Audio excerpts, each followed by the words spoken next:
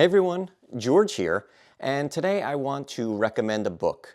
The title of the book is How to Sell a Haunted House by Grady Hendrix.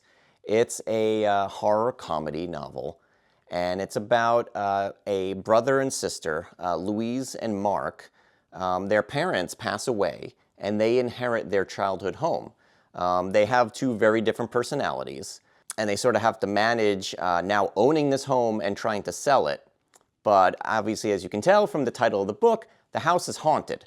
And it's quite interesting how you can see them sort of handling this home, this house that is haunted, and they sort of deal with the stuff going on in the home and stuff that happens because it was their childhood home, the stuff that happened to them growing up. And as they got older in life, they both sort of dealt with the trauma they encountered when they were kids because of this stuff, and they sort of went in two different directions in life.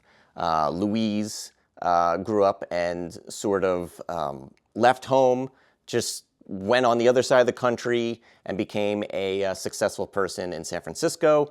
And Mark stayed in the hometown in North Carolina and kind of went down a darker path and became an alcoholic and all this stuff. But they were both dealing with trauma, the trauma they experienced growing up, and they both went in different directions. So they're two very different personalities working together in this book to basically try to sell their home. That's kind of the base of it. That's a no spoiler synopsis of the book.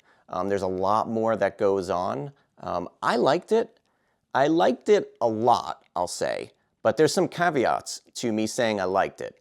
It's not perfect, but it's a very fun novel. It will make you laugh. I laughed a lot. I have a sibling. If you have a sibling and you have a sibling that has a very different personality than you'll probably laugh out loud during this book. There also has some really good scares in it as well, and some nice plot twists and all sorts of stuff that will surprise you here and there. It's not your typical haunted house story. I thought going into the book it was going to be a brother and sister duo encountering this home that's like big and spooky and things going bump in the night and stuff like that, but that's actually not really how the book plays out. Not going to spoil anything, but like, the home is not like a big spooky house. It's just a ranch-style home. It's a very, very simple, unassuming home that you wouldn't really view or think of when you think of like a haunted house. But I liked it. It was cool. The character Louise and the relationship between Louise and Mark were very funny. The family, the outer family, like the aunts, the cousins, the uncles, they were all very funny. They're all like a little kooky. They're what you would think of like a nice, quirky, Midwestern family. So I loved it. It had some really interesting moments. It dealt with trauma. They really dealt with the book went there. The book went in places.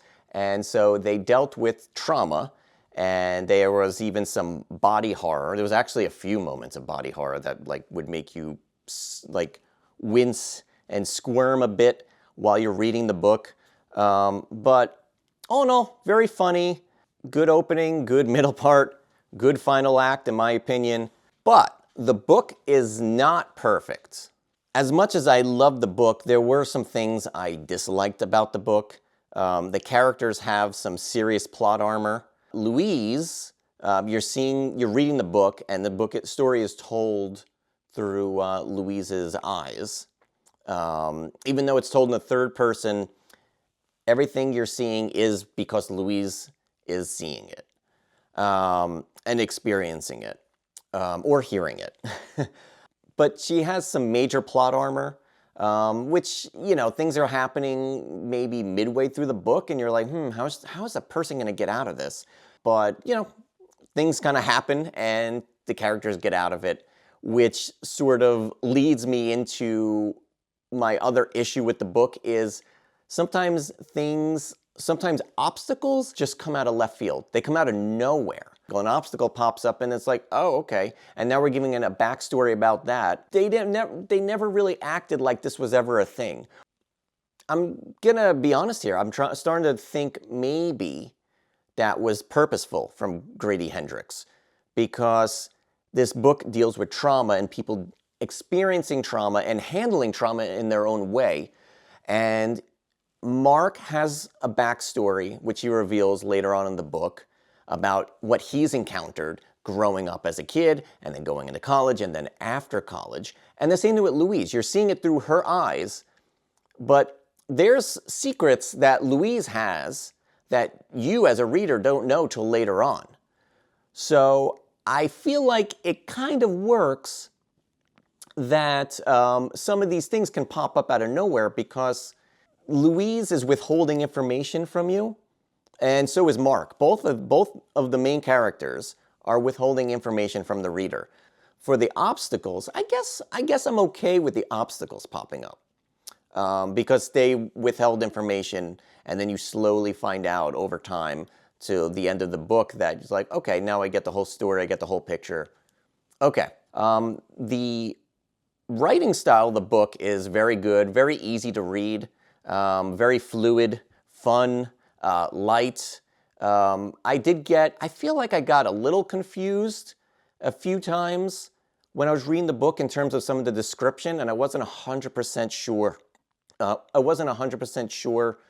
I can't even fully remember now who was talking or what they were fully describing, until it took a little bit longer for them to flesh out what I was, as a reader, supposed to be looking at in the story. But all in all, the writing style is great. This is my first Grady Hendrix novel that I ever read, so I'm hooked.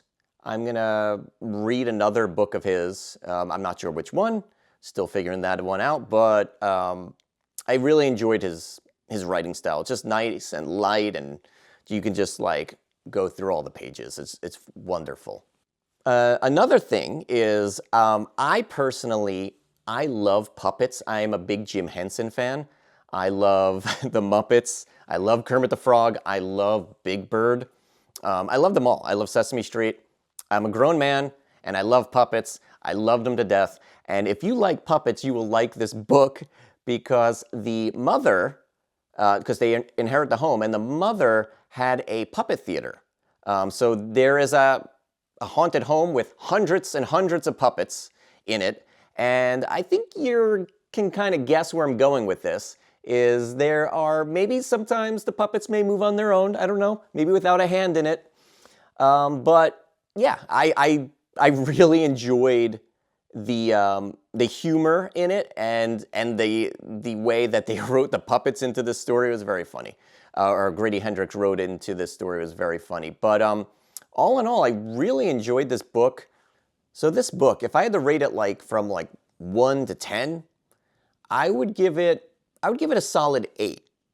Yeah, I would give it a solid 8. There were some things I didn't like about it, but all in all, I was very entertained. The relationship between Louise and her brother were hysterical. But I read somewhere, and I think this was talking mainly about cinema, but this also can be used for books as well, is that when you're buying a ticket, or if you're buying a book, you're paying for an emotion. So I bought this book expecting to get some scares, expecting to laugh, and just have a fun time. And honestly, that's what this book did. It wasn't perfect, so that's why it's not getting a 10 out of 10. But even though it has some issues that I'm not 100% cool with, you might be okay with it. I'm giving it a solid 8. It did its job. I wanted to read a book that's titled How to Sell a Haunted House, and that's what I got. I got a fun, comical horror story. So if you want to read that, by all means, go out and read it. I highly recommend How to Sell a Haunted House by Grady Hendrix.